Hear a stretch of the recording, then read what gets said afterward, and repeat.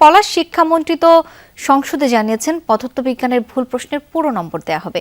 তাহলে এখনো বিক্ষোভ কেন এবং যারা আটকে পড়েছেন যে মানুষগুলো দুর্ভোগে পড়েছেন কি বলছেন তারা? শাওন, আমার পিছু যে শিক্ষার্থী রয়েছে রাজধানীর উত্তর সহ বেশ গাজীপুরও বেশ অনেক শিক্ষার্থীরা এখানে অংশগ্রহণ করেছে। তারা এখনও এই যে আপডেট যে তথ্যগুলি রয়েছে এখনও কিন্তু তেমন কোনো বিষয় তারা জানে কিনা সে বিষয়ে জানে না। তবে তাদের যে আন্দোলনটি কিছুক্ষণ আগে কিন্তু বিশাল একটি রফা দফা হয়েছে। কয়েকটি পরিবহন ছেড়ে দেওয়ার কারণে আমরা দেখেছিলাম যে বিশাল স্লোগানে মুখরিত করে রয়েছে। অর্থাৎ মহাসড়কটি এমন পরিস্থিতি করে রাখা হয়েছে যে কয়েক কিলোমিটার যানজট সৃষ্টি হয়েছে। যাত্রীরা নাকাল অবস্থা হয়ে বেশ আমরা দেখেছি কয়েক হাজার যাত্রী এসে তাদেরকে বোঝানোর চেষ্টা করেছিল। এখানে পুলিশ প্রশাসনও রয়েছে, সকাল থেকে তাদেরকে বোঝানোর চেষ্টা করছে। আসলে কোনো প্রকারে তারা কোনোভাবে আসলে মানছে না। তারা বলছে তাদের যে আন্দোলনগুলো রয়েছে 8 দফা দাবির মধ্যে 3টি দাবি তাদের কঠোরভাবে মানতে হচ্ছে এবং না মানা পর্যন্ত তারা অর্থাৎ মহাসড়ককে ছাড়বে না। এমনটা কিন্তু দেখছি আমরা, কিন্তু অনেকভাবে তাদেরকে বোঝানোর চেষ্টা যে করছিল পুলিশ, সেই দৃশ্য কিন্তু আমরা দেখানোর চেষ্টা করছিলাম। অর্থাৎ কিছুক্ষণ পরপর কয়েকটি পরিবহন যখন ছাড়া হবে ঠিক তখনই কিন্তু আমরা দেখছিলাম যে মহাসড়কে তারা তাদের যে সহপাঠী রয়েছে তাদেরকে নিয়ে একত্রিত হয়ে পুরো স্লোগান দিয়ে মহাসড়কটি একদম নাকাল অবস্থা করে অচল করে দেয়। সেই চিত্র আমরা দেখানোর চেষ্টা করছি। এখানে কিন্তু কয়েক হাজার শিক্ষার্থীরা রয়েছে। তারা কিন্তু আমরা দেখছিলাম শিক্ষার্থীর পাশাপাশি এখানে যে যৌথ বাহিনী রয়েছে, সেনাবাহিনী এসে তাদেরকে বোঝানোর চেষ্টা করছে। অর্থাৎ শিক্ষার্থীরা কোনো প্রকারে কিন্তু আসলে বোঝানোর সক্ষম হতে পারছে না। অর্থাৎ শিক্ষার্থীরা কোনো প্রকারেই এই মহাসড়ক থেকে সরে গিয়ে কোনোভাবে আসলে তারা আন্দোলন করছে না। তারা বলছে যে তাদের যে আন্দোলনগুলি রয়েছে সেই আন্দোলনের মধ্যে প্রত্যেকটি দাবি না মানা পর্যন্ত এই মহাসড়ক অবস্থান নেবে এবং মহাসড়কে অবস্থান নিয়ে সকাল থেকে এখন পর্যন্ত অনেকটাই অচল অবস্থা রয়েছে এই মহাসড়কটি।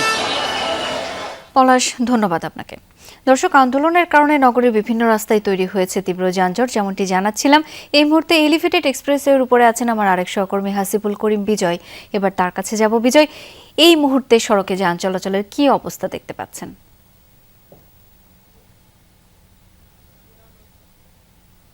তো একদমই আগের অবস্থায় রয়েছে, অর্থাৎ গাড়িগুলো একদমই চলাচল করতে পারছে না।